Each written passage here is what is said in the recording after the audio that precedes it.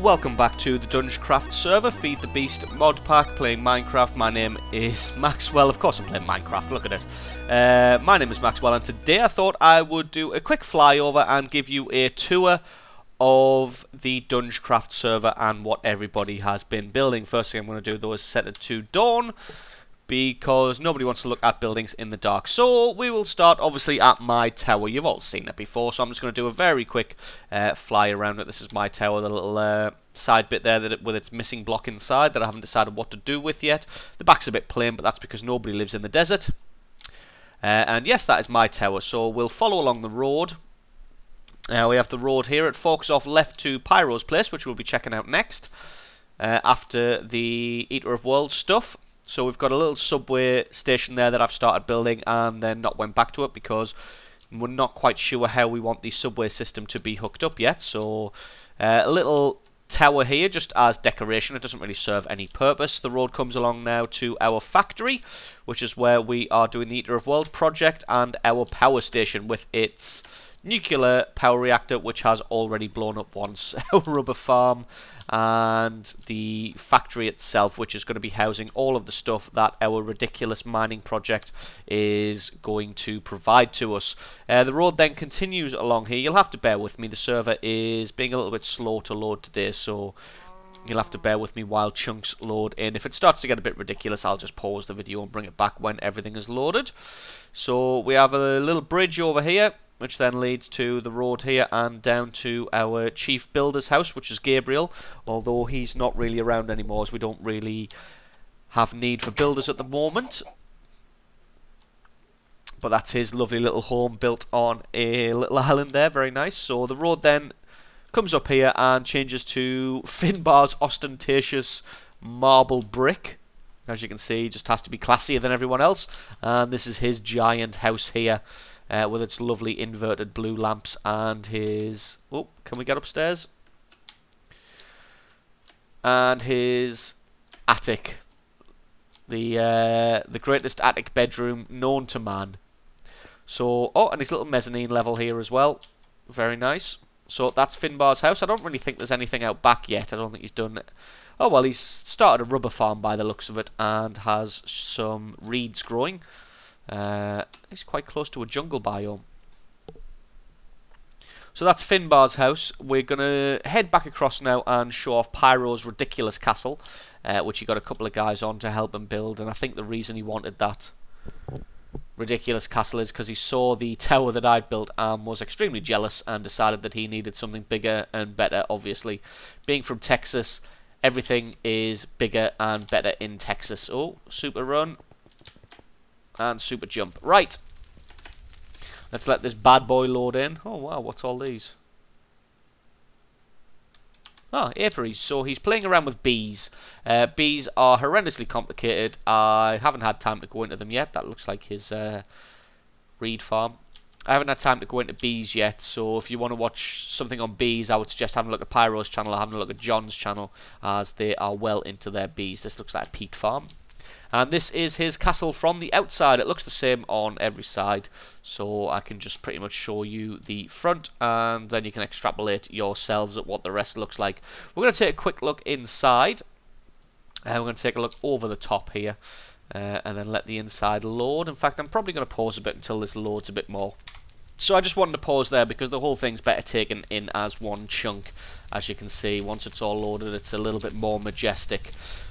So let's head down into the courtyard itself. He's got himself his coke ovens. He's got himself a super large computer screen for some reason. And then he's got his nether portal and his throne room with his golden throne and a giant TDK there. So not self-serving at all. We'll have a look. So it looks like the corners is where everything is housed and the rest is just corridors to get to the different stuff, as you can see. So we're going to try and find our way out of here. Yep, there we go. That is our way out. And then after Pyro, we're going to go and take a look at Steve's stuff. You may have seen Steve's stuff briefly just when I was planting a portal outside his house to try and trick him. That prank didn't really work, as somehow the the platform that I'd cleverly wired up with redstone and TNT got destroyed. Oh, he's using carts. Got destroyed, so he just dropped straight into the lava, which was a little bit crappy. But this is Steve's house. That's what I planted. And this is his house with his machines. Not a whole lot of stuff. But then Steve's very busy and doesn't play on the server very often at all. But what his house is lacking, his compound more than makes up for. As you can see, he's got carts and sorting machines and chests full of, wow, chests and chests full of stuff. Steve's carts really rakes in the door by the looks of it. Lots of diamonds there. So what? Oh God, I've thrown my enchanted pickaxe away. So yeah, like I said, what he lacks in a giant ostentatious castle, he more than makes up for in gear. So that is Steve's stuff. I think I'm probably going to have to make a day again.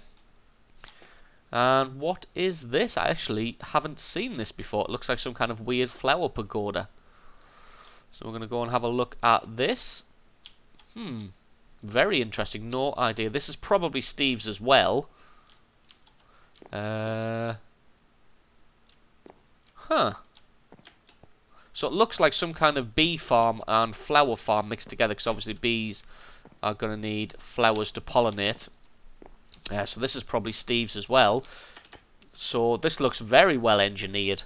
And it looks like it has something to do with bees and something to do with flowers. Probably way beyond me, so I'm just going to leave that to the experts. And then we're going to go and take a look at either John or Silent's place. Not sure who we're going to come upon first, as I don't really know my way around the mountains. Oh, in fact, we'll take the route in on foot. Got a post office here. Not that any of us have really taken advantage of it yet. We have stamps and letters, and you may have noticed the little blue box outside of everybody's house which has an F on it. I think it's supposed to be a take on Facebook, but that is our post box. We can send letters and items to each other and they will be automatically delivered. So we have on the right Silent and we have on the left John. So we're going to take a look at Silent first and we'll leave John for last. Not because John's got the best house or anything and we're saving the best for last, just because John has built a ridiculous tower out of DungeCraft blocks, and that tower kicks the absolute crap out of my frame rate, which you will see once we get in there. So this is Silent's place. No idea what I just walked over there. I think it's a charging station that charges up armor and tools as you pass over it. In fact, we'll check if it does charge up tools, as I have a mining laser on me. No idea. Maybe it does. So we'll head up the stairs to his observation level, and his ridiculous amount of MFSUs. Actually, just being this close to John's base is really kicking the crap out of my frame rate. So we'll try and make this one short and sweet. You can kind of see John's tower there poking through the hole. We're not going to look at that just yet, but you can already see that the frame rate is taking an absolute pummeling. Minecraft, not the greatest optimized game in the world, considering that I have a good gaming rig, and DungeCraft kicks the crap out of my frames. So not really going to explore too much. Basically, Silent has a giant underground lair, as you can see, full of vastly over-engineered machines, smelters and engines and all sorts of stuff. At the moment, my porky looking base is looking a little bit outclassed by some of these things. So let's head through the tunnel of frame rate killing. I'm going to look at the ground until I get to about here, and that is the start of John's tower, which is absolutely horrendous for my frame rate. As you can see, I'm down to about 12 to 15 frames per second now, and that's not good. But this is his tower, which houses all of the Mistcraft stuff. If you've seen any of my Mistcraft episodes, then you will know that in here we have John's writing desk. Oh, what's this? It's something to do with Thorncraft, so we're going to leave that well alone. As Thorncraft just confuses the hell out of me at the moment. So this is John's Mistcraft area with a notebook with all of the symbols in that we need. So basically we'll just use this as our collective magical area. And if we ever need to create a dimension, then this is where we do it. So that's his... Oh god, bloody reinforced doors. Get out. So that is his Mistcraft Tower, which again just kicks the crap out of my frame rate. We're going to try and get all of this to load, and then we're going to back off. This is his church type area with its flying buttresses and its black stone roof. As you can see, very nice, and he has plenty of red sheep there for some reason. Very, very nice. And this is John's station, subway station destination. So this is probably what we're going to be linking to. Oh, unable to get through there. So this is what we're going to be linking to with the communal station. As you can see, the tracks don't really go anywhere at the moment. And then you've got some stairs going down to his railcraft area. So that is John's stuff. Looks like he's got himself a little red brick factory set up over here. What is in here? Wow, there's a lot of things in here. We don't want to interfere in case we damage something. Wow, look at that. That is just... The texture on that is just kicking the crap out of my computer. But anyway, so he's got his little area walled off against intruders. That is John's area. I'm loving the red brick, actually. We may have to go foraging and try and find some of that stuff. Oh, I'm liking the joists there holding up that roof. That's a very nice effect. But yeah, that red brick, we're probably going to have to go foraging for that somewhere and try and find ourselves some. So that is pretty much everybody's area on the server. Pyro, Steve, Finbar, Silent, and John. If you've been holding on for the latest Eater of Worlds project episode, I'm sorry that it wasn't one last week. A couple of people were out of town, so we were unable to really get an episode made and out. So unfortunately, that has been put on hold until it's ready. Strange little sandstone bridge here, which appears to lead to nowhere in particular. Wow, this server is really lagging today. Bear with me. So just giving that a little bit of a chance to load in, and there we go. Some more of the stuff has loaded. So I'm going to be producing more DungeCraft episodes this week, hopefully. We only got one last week, and I've had a couple of requests to continue exploration of the Twilight Forest, so that's probably what we're going to be doing next week. We're going to try and find... I remember I saw on one of Silent Mist's episodes, he found some kind of giant tower that a lich lived in. So I'm going to try and find that tower and see what it's all about, because it looked very, very interesting. Oh, and as I was saying earlier, that is our post box.